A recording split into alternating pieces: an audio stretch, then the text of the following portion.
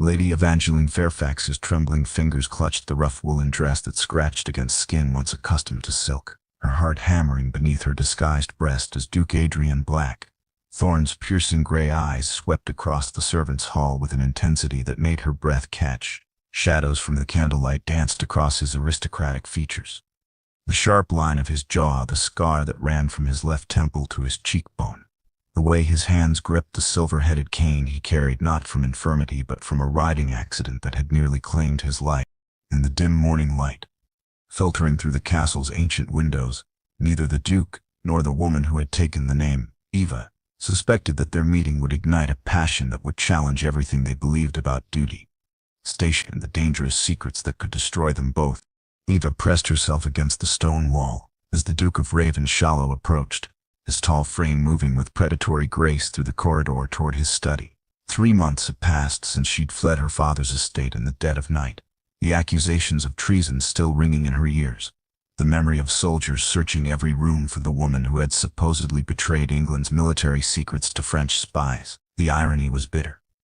She who had risked her life to uncover the real traitor now lived as a servant, scrubbing floors in a castle where her true identity would mean instant death. "You there," the Duke's voice, deep and commanding, stopped her cold. "What's your name?" Eva curtsied deeply, keeping her eyes lowered. "Eva, your grace. I'm the new kitchen maid." Something in his prolonged silence made her risk a glance upward. His gray eyes studied her with an intensity that suggested he saw far more than a simple servant. The morning light revealed the exhaustion etched in his features, dark circles beneath those penetrating eyes, tension in his broad shoulders, the way his scarred hand gripped his cane as though it were the only thing anchoring him to reality. "Look at me," he commanded softly. Eva's pulse quickened, but she obeyed, lifting her chin with a composure that was pure instinct. For a breathless moment, their gazes locked, and she saw something flicker in his expression. Recognition, perhaps, or simply surprise at finding intelligence in a maid's eyes. "How long have you been at Ravenshallow?" he asked. 3 months, Your Grace." Her voice remained steady despite the thundering of her heart. "And before that?" The prepared lie came smoothly. "I worked for a family in Yorkshire, Your Grace. They fell on difficult time." Adrian nodded slowly, though something in his expression suggested he wasn't entirely convinced. "You speak well for a kitchen maid." "My mother insisted on proper speech, Your Grace." This at least was true. A ghost of a smile touched his lips. "A wise woman. You may go." As Eva curtsied and moved to leave, she felt his eyes following her retreat. At the corridor's end, she risked a backward glance and found him still watching, his expression unreadable but undeniably intense. That single look sent heat spiraling through her body in a way that terrified her more than any physical danger she'd faced. In the servants' hall, whispers followed Eva like shadows. Mrs. Hartwell, the head housekeeper, was a woman of steel whose sharp eyes missed nothing. She had made it clear from Eva's first day that she suspected something unusual about the newest maid. The way Eva held herself, her refined accent that occasionally slipped through despite her efforts. The fact that her hands, though calloused from recent hard work, showed signs of a gentler past. "The Duke was asking about you," Mrs. Hartwell announced as Eva entered the kitchen that afternoon, her tone carefully neutral.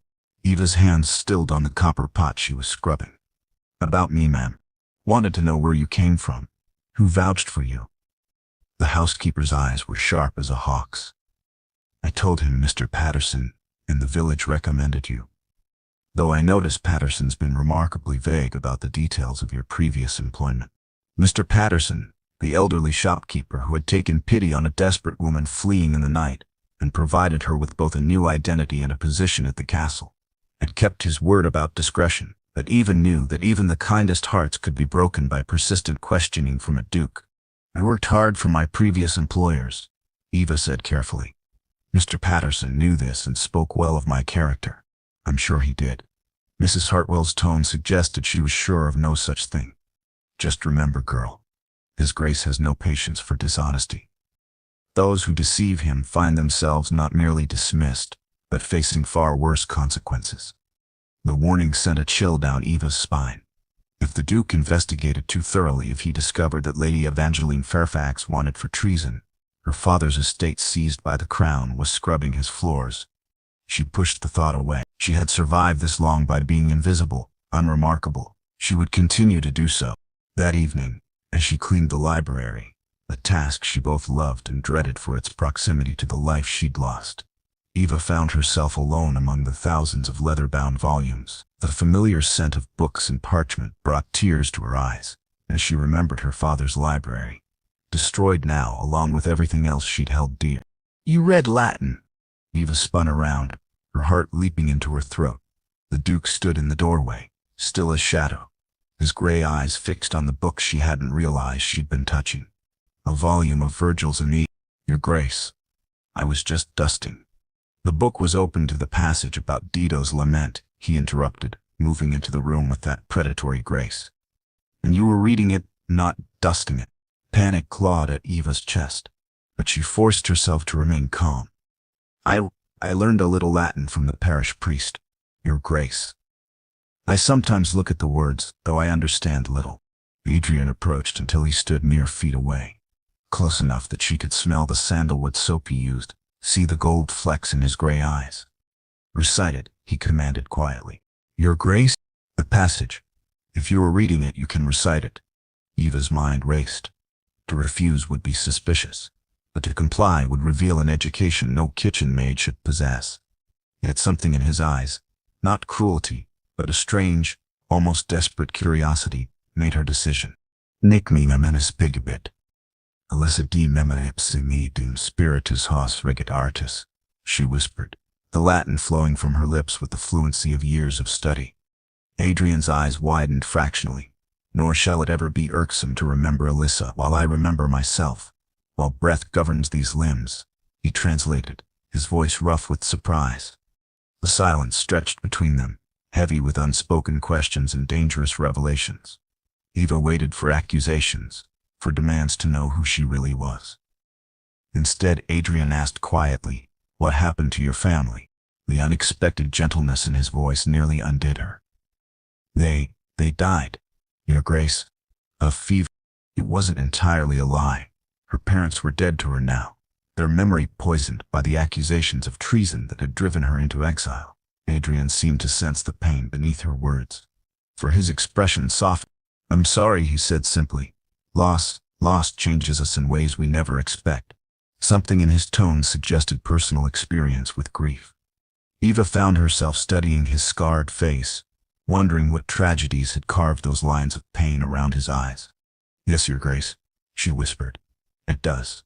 For a long moment, they stood in the lamplight among the ancient books, two people carrying secrets too dangerous to share. Then Adrian stepped back. The spell broke. "You may continue your work," he said formally, though his eyes remained warm. "And Eva, you may come to the library in the evenings after your duties are finished, to dust the books properly." Eva curtsied, not trusting her voice to respond. As she turned to leave, she heard him add quietly, "There are few enough people in this world who understand the comfort of books." The words followed her back to the servants' quarters, where she lay awake long into the night, terrified by how much she wanted to return to that library. Not for the books, but for the man who had looked at her as though she were more than a servant, more than the lies she wore like armor. The following weeks brought a dangerous routine.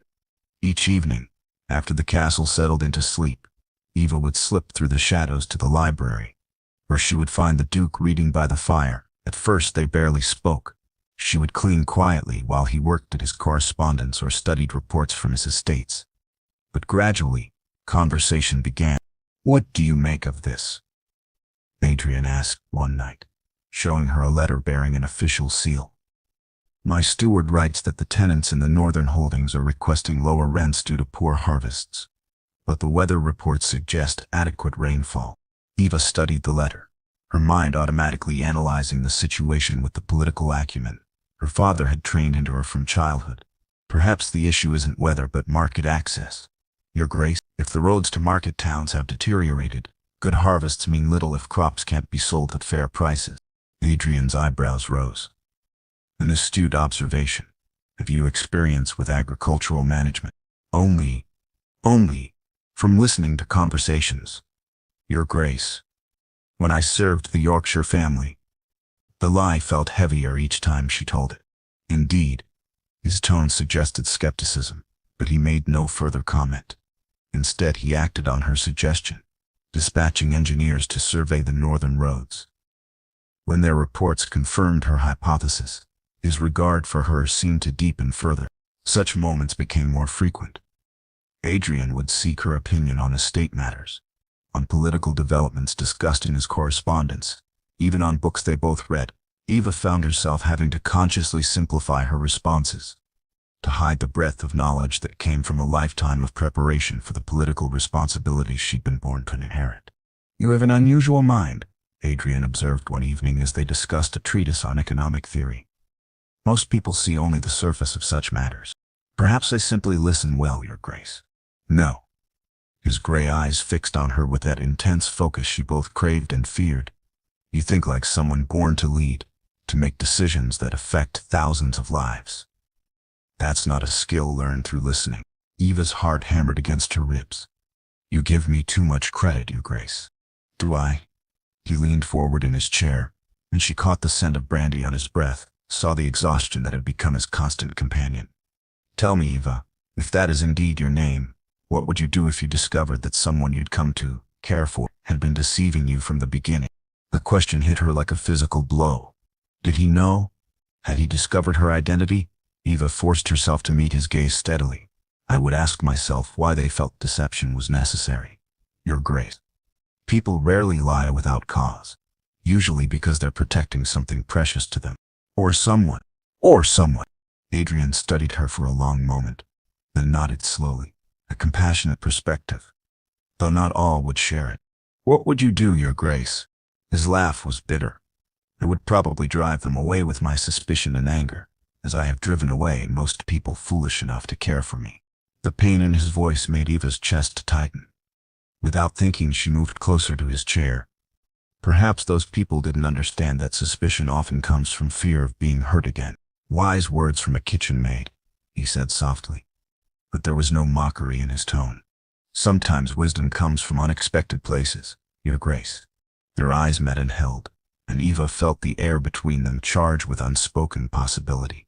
Adrian's hand moved as though to touch her face, then stopped, his expression growing pained. "You should go," he said roughly. This is not appropriate." Eva stepped back, her cheeks burning. "Of course, Your Grace. I apologize if you did nothing wrong." His voice was gentler now. "The fault is mine for forgetting the boundaries that must exist between us." As Eva curtsied and moved toward the door, Adrian's voice stopped her. "Eva." She turned back. "Whatever secrets you carry," he said quietly, "they cannot be worse than mine." The confession hung in the air between them, heavy with promise and danger. Eva wanted desperately to ask what secrets could burden a duke so deeply, but she merely nodded and slipped away into the darkness of the corridor. In her small chamber, Eva sat by the window and stared out at the moon-washed grounds. The duke's words echoed in her mind. "Whatever secrets you carry, they cannot be worse than mine." What could a man of his position and power possibly be hiding that could compare to her truth, that she was a fugitive, wanted for treason, living under a false name in his very household? The answer came sooner than she expected, delivered in the form of a midnight summons that would shatter the fragile world they had built together. Eva was awakened by urgent knocking at her door.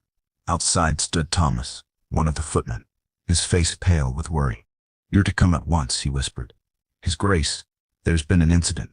Fear gripped Eva's heart as she followed Thomas through the castle's dark corridors.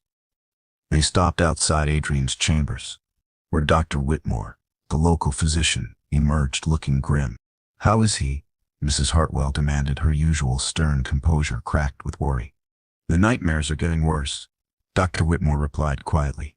"He's been having these episodes since his return from the continent. But tonight he nearly threw himself from the balcony window." Eva's blood turned to ice. "Is he physically unharmed?" "But..." The doctor shook his head. "He's asking for you, Eva. Won't let anyone else near him." Mrs. Hartwell's eyes narrowed. "For a kitchen maid? That's highly irregular." "Irregular or not, he's in a dangerous state," Dr. Whitmore said firmly. "If he trusts her, she may be our best hope of calming him." Eva's hands trembled as she entered Adrian's chambers. The room was in disarray, furniture overturned, a window thrown open to the cold night air. Adrian sat on the floor in the corner, his dark hair disheveled, his shirt torn, his gray eyes wild with terror. "Eva," he breathed when he saw her, relief flooding his features. "You came." She approached slowly, as one might approach a wounded animal. "I'm here, Your Grace. You're safe." "Am I?" His laugh was broken, desperate. They were here again. The soldiers. I could hear them screaming, dying because of my orders. Because He broke off, pressing his palms against his temples. Eva knelt beside him, her heart breaking at the pain in his voice. "What soldiers, Your Grace?" "Waterloo," he whispered. "I was there, you see, not as a duke playing at war, but as a colonel in Wellington's army. God help me, the things we did. The orders I gave." Understanding crashed over Eva like a cold wave. Adrian's scars, his nightmares, his self-imposed isolation. He was haunted by his service in the war that had ended Napoleon's reign. Her heart clenched with sympathy, even as her mind raced with the implications. "You served your country with honor," she said softly, taking his trembling hands in hers. "Honor?" His gray eyes fixed on hers, desperate for absolution she wasn't sure she could give. "I sent boys to die, Eva. Thousands of them, because someone had to make the impossible choices. And afterward, when the carnage was over and the medals were distributed, I couldn't live with what I'd become. So you came home." "I fled home," he corrected bitterly. "Like a coward. Let everyone believe I was injured in a riding accident, because the truth that their heroic duke was broken by guilt would have been too shameful to bear." Eva's chest tightened with emotion. Here was the secret he carried, the burden that had driven him into isolation. In that moment, her own deception felt even more poisonous. "You're not a coward," she said firmly. "You're a man who cares so deeply about others that you carry their pain as your own. That's not weakness. It's the rarest kind of strength." Adrian's eyes searched her face as though looking for lies, for the judgment he expected from everyone. Finding none, he slowly relaxed, his breathing becoming less labored. "How do you know what to say?" he asked wonderingly. "How can a kitchen maid understand what physicians and priests cannot?" "Because I've lived with my own guilt," Eva thought, but didn't say. "Because I know what it feels like to be branded a traitor when you were trying to protect the very thing they accuse you of betraying." "Perhaps," she said instead, "it's easier to accept comfort from someone who has no expectations of who you should be." Adrian's hands tightened on hers. "Eva, whatever your real name is, whatever brought you to Ravenshollow, I want you to know that these past weeks have been the first time since Waterloo that I've felt human again." Tears pricked Eva's eyes. "Your Grace, Adrian," he corrected softly.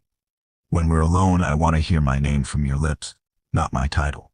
The intimacy of the request sent warmth flooding through her. "Adrian," she whispered, and saw something light up in his eye. They sat together on the floor of his chambers until dawn, her hands in his, talking quietly about books and philosophy and the weight of secrets that could crush a soul. When the morning light finally crept through the windows, Adrian was calm, his nightmares banished by her presence. "I should go," Eva said reluctantly as the sounds of the waking castle began to drift through the walls. "Stay," Adrian said urgently, then caught himself. I would like you to take breakfast with me. Here, in my chambers." The request was shocking in its impropriety. A duke breakfasting alone with a maid in his private rooms. Eva knew she should refuse, should remember the boundaries between their stations. Instead, she found herself nodding. "I would like that, Adrian." His smile, rare and brilliant, made her heart soar even as her conscience whispered warnings about the deception that lay between them like a chasm, waiting to swallow them both. The breakfast was simple: bread, fruit, tea. But it felt more intimate than any elaborate feast. They talked about everything except the night's revelations, both of them clinging to this moment of normalcy. Eva found herself laughing at Adrian's dry observations about his estate managers, while he seemed fascinated by her insights into the servants' perspectives on household management. "You should have been born to different circumstances," Adrian said suddenly, his gray eyes serious. "Your mind, your grace, your understanding of complex matters. You were meant for more than scrubbing floors." Eva's stomach clenched. If only he knew how right he was, and how impossible her true circumstances made any future between them.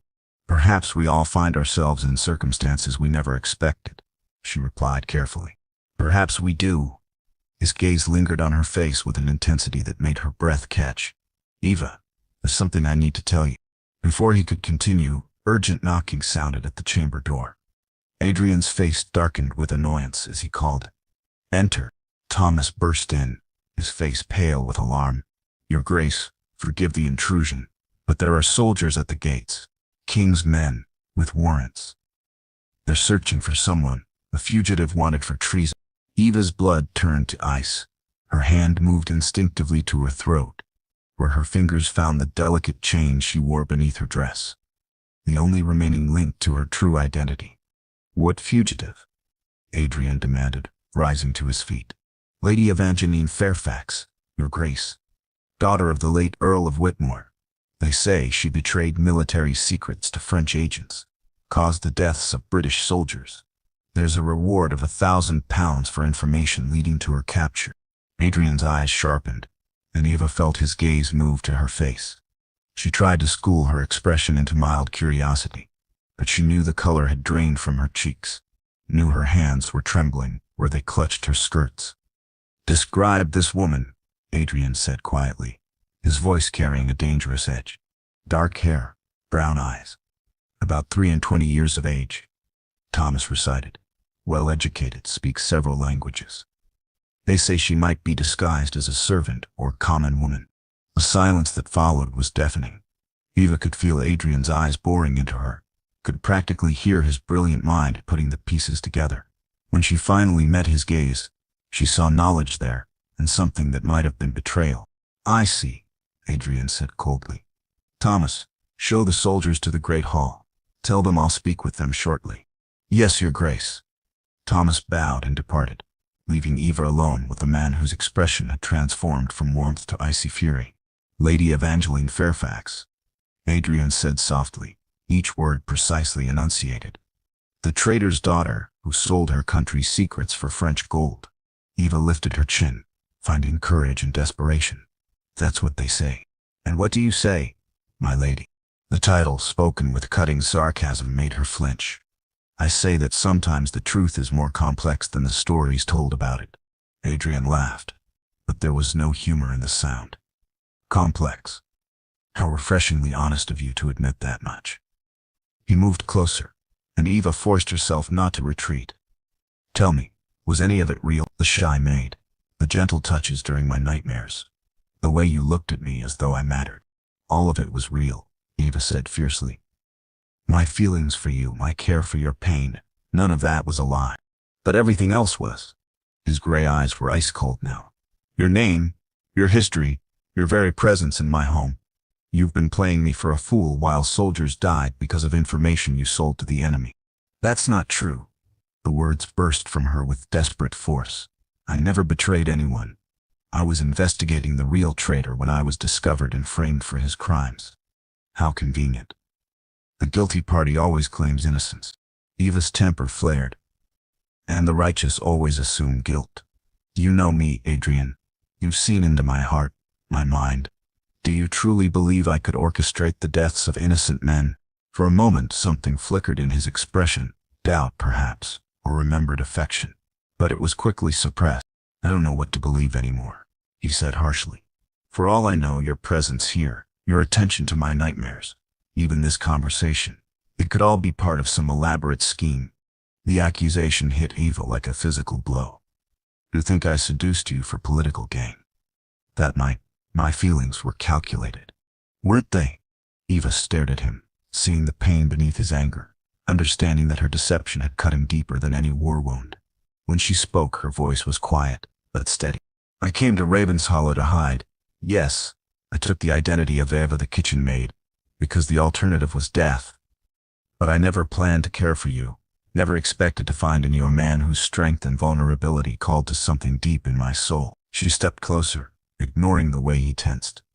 I never planned to fall in love with you, Adrian. That was real. That is real, regardless of what you choose to believe. Adrian's facade cracked slightly. Love, he repeated softly. You speak of love while lying about your very identity. I lied about my name and my past. Eva said desperately. I never lied about my feelings, and I never betrayed my country. I was trying to save it when I was discovered and accused of the very crimes I was investigating. Prove it. Eva's heart sank. I can't. The evidence I gathered was destroyed when I fled. The real traitor saw to that. How remarkably convenient. Adrian, please. Your Grace, he corrected coldly. Whatever intimacy existed between us died with your honesty. Before Eva could respond, another knock sounded at the door. This time, it was Mrs. Hartwell, her face grim with satisfaction. Your Grace, she said, curtsying deeply. The soldiers are asking to search the servants' quarters. I thought you should know that one of them claims to recognize our Eva from the description of the wanted woman. Eva's heart hammered against her ribs. She looked desperately at Adrian, searching for any sign of the man who had held her hands through his nightmares, who had shared breakfast and intimate conversation just moments before. I see, Adrian said, his voice betraying nothing of his thoughts. Thank you, Mrs. Hartwell. Please inform the soldiers that I'll join them presently. After the housekeeper left, silence stretched between them like a battlefield. Eva knew this was her last chance, her final moment to reach the man she loved before he disappeared behind the Duke's formal mask forever. Adrian, she whispered, I know you're hurt and angry. I know my deception has broken your trust. But before you hand me over to those soldiers, I need you to know something. He waited, his expression carved from stone.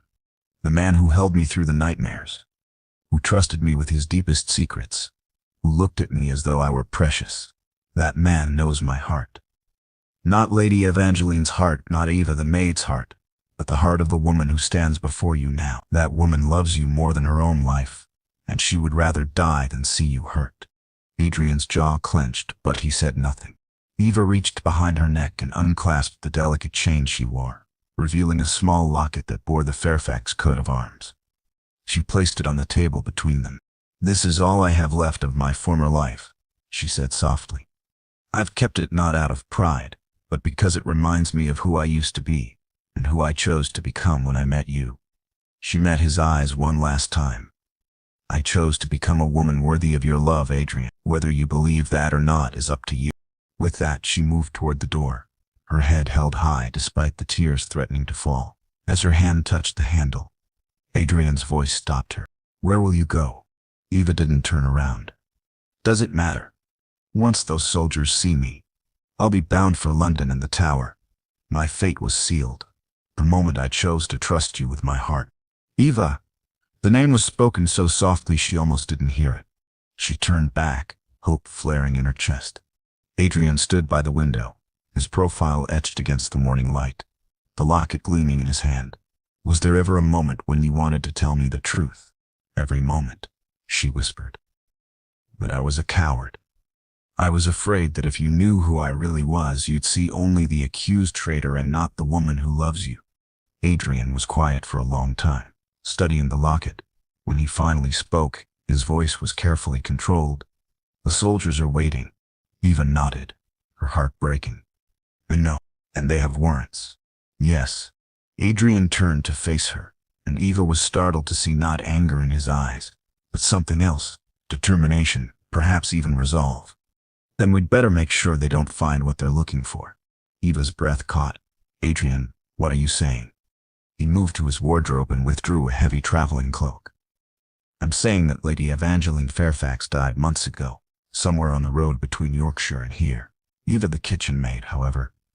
He approached her with the cloak. Eva has proven herself to be a woman of remarkable courage and intelligence. A woman who understands the weight of impossible choices and the price of doing what's right rather than what's safe. Eva stared at him in shock. You believe me? I believe the woman who held my hands through the darkest night of my soul wouldn't betray innocent soldiers to their deaths. Adrian fastened the cloak around her shoulders, his fingers gentle at her throat. I believe the woman who looked at me with love, instead of pity or fear, is incapable of the treachery she's accused of.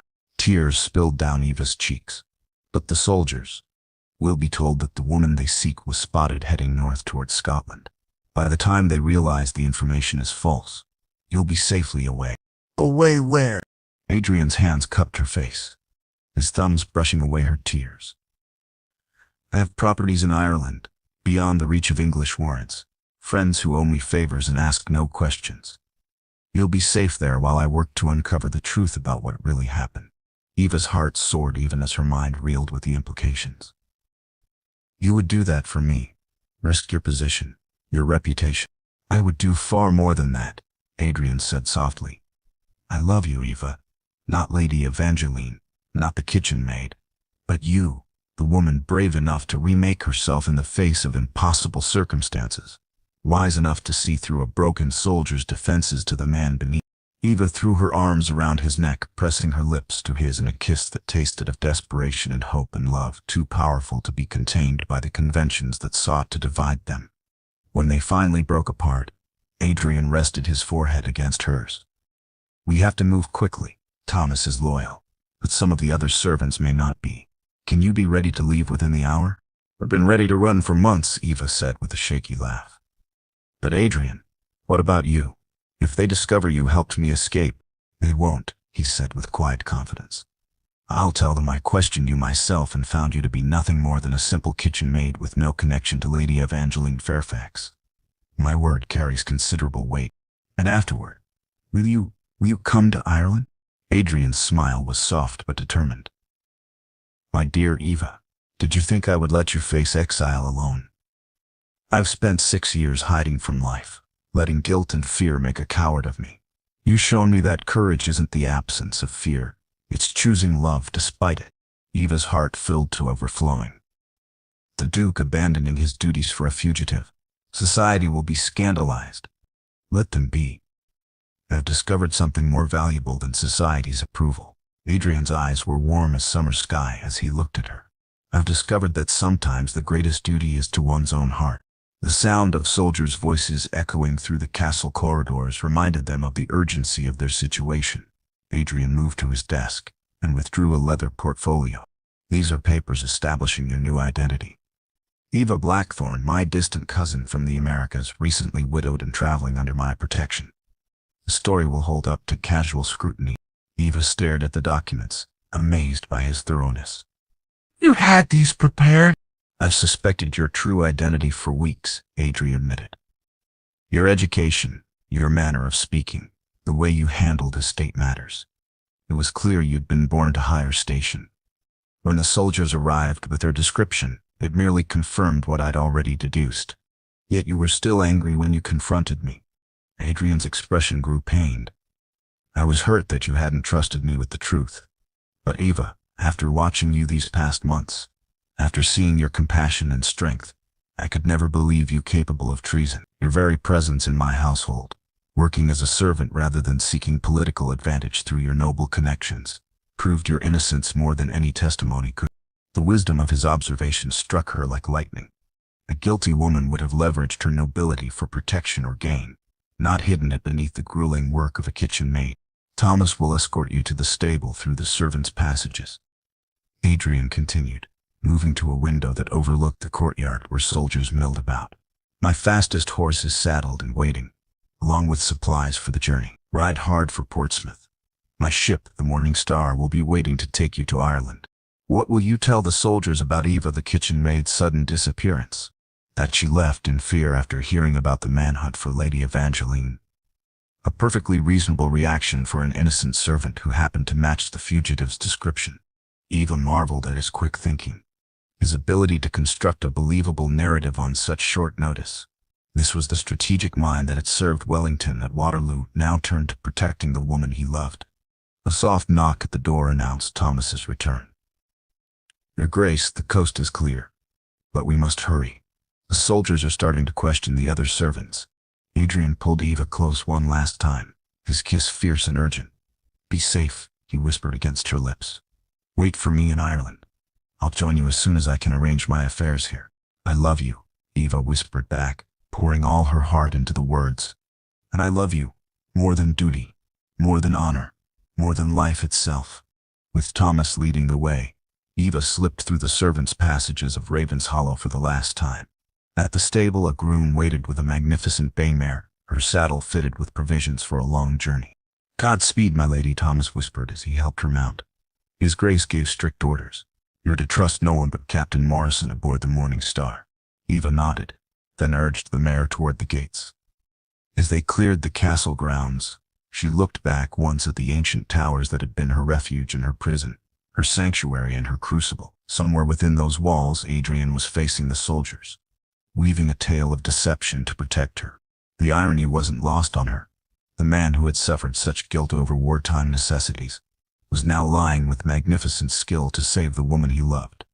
Perhaps they were both learning that sometimes survival required actions that honor alone couldn't guide. The ride to Portsmouth took 2 days of hard traveling, during which Eva pushed both herself and the mare to their limits. At every inn, every crossroads, she expected to see soldiers pursuing her, but Adrian's misdirection held the manhunt had turned north towards Scotland, leaving her path to the sea clear. The Morning Star proved to be a sleek merchant vessel, flying Adrian's personal flag. Captain Morrison, a weathered man with kind eyes, greeted her formally as Miss Blackthorne, and showed her to a well-appointed cabin. His Grace's orders were explicit, the captain said as they set sail on the evening tide. You're to be taken directly to his estate in County Cork, where his steward will see to your comfort and safety. As England's coastline faded into the morning mist, Eva felt the weight of her old life slipping away. Lady Evangeline Fairfax, accused traitor daughter of a disgraced earl, was truly dead now. In her place stood Eva Blackthorne, beloved of a duke who had chosen love over convention, hope over fear. The Irish estate, when she reached it 3 days later, proved to be a sprawling manor house, set among rolling green hills that seemed to stretch to the edge of the world. Mrs. O'Brien, the housekeeper, welcomed her warmly, and Eva understood that Adrian's instructions had been both comprehensive and tactful. "You'll be wanting to rest after your journey," the kindly woman said, showing Eva to a beautiful suite of rooms, overlooking gardens that rivaled those at Ravenshollow. "His Grace sent word that you're to have anything you need, and that we're to expect him within the month." That month felt like both an eternity and a heartbeat.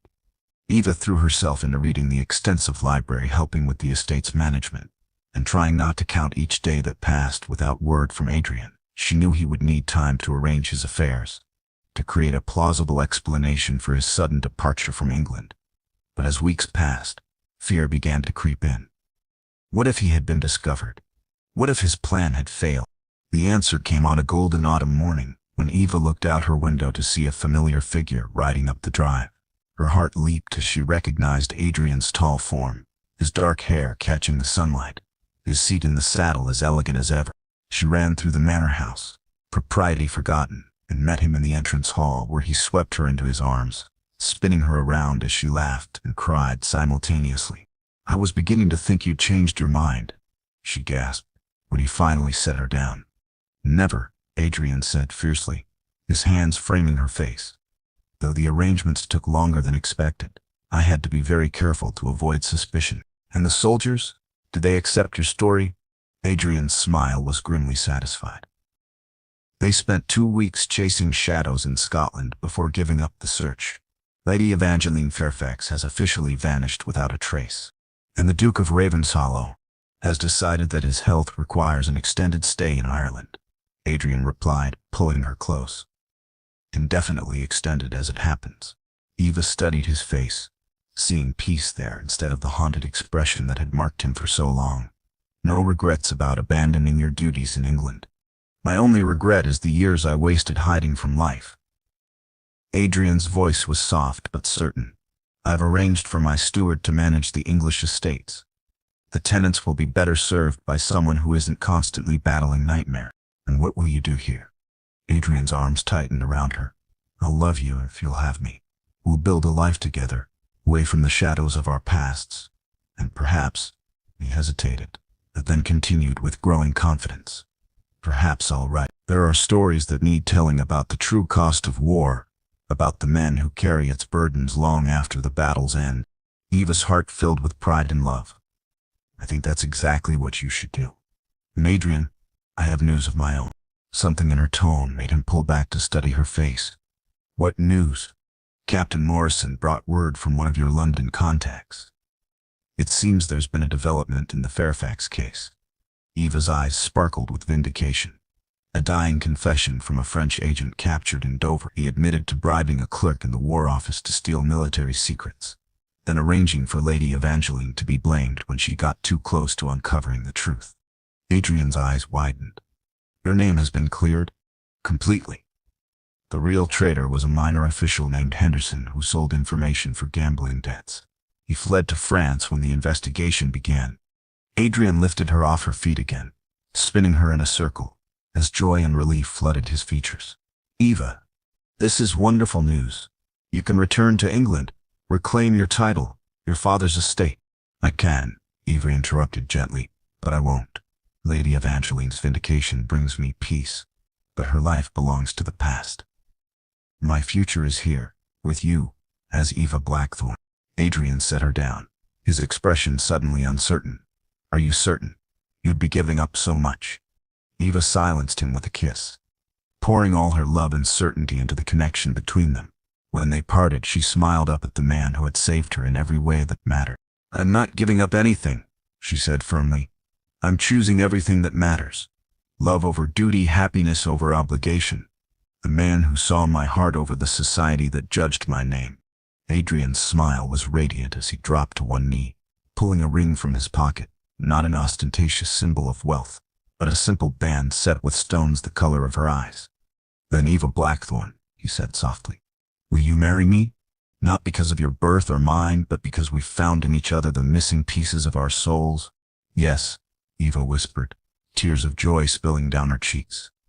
Yes, Adrian, with all my heart, as he slipped the ring onto her finger. Eva marveled at the journey that had brought them here. She had fled England as a broken fugitive, lost everything she thought mattered, and discovered that sometimes destruction was simply preparation for a more authentic life. They were married a month later in the small church on Adrian's estate, with only the Irish staff as witnesses. Mrs. O'Brien wept openly as Eva spoke her vows in a simple dress of cream silk, her happiness more radiant than any crown jewels could have made her. That evening, as they walked through the gardens under a canopy of stars, Adrian stopped beside a fountain, whose gentle music blended with their quiet laughter. Do you miss it? He asked softly. The life you left behind? Eva considered the question seriously, then shook her head. I miss the father I thought I knew before the scandal broke. I miss the innocence of believing that honor was simple and justice was certain. But the life itself, no. She turned in his arms, her face glowing in the moonlight. I was drowning in that life, suffocating under expectations and traditions that had nothing to do with who I really was. You didn't just save me from execution, Adrian, you saved me from living a lie, as you saved me from my ghosts. We saved each other, Eva corrected, reaching up to trace the scar along his jaw. And we chose each other, despite every reason society would give us not to. Adrian caught her hand and pressed it to his lips. What do you think our children will make of this story someday? How their parents fell in love across the barriers of class and circumstance. Eva's heart fluttered at the mention of children, at the future stretching bright and possible before them. I think they'll understand that love isn't about stations or titles, or the approval of society. I think they'll know that sometimes the greatest courage is in choosing your own path, even when the world tells you it's impossible. Wise words from a former kitchen maid, Adrian said with the gentle teasing that had become one of her greatest joys. Wiser words from a duke who learned that happiness matters more than duty, Eva replied, pulling him down for a kiss that tasted of new beginnings and endless possibility. Above them, the Irish stars wheeled in their ancient patterns, bearing silent witness to two souls who had found in each other not just love, but the courage to become who they were always meant to be. The wealthy duke and the maid with secrets had discovered that sometimes the greatest treasure isn't hidden in vaults or titles, but in the simple revolutionary act of seeing someone's true heart and choosing to love it without reservation. In the months and years that followed, their love story would become legend among the Irish countryside.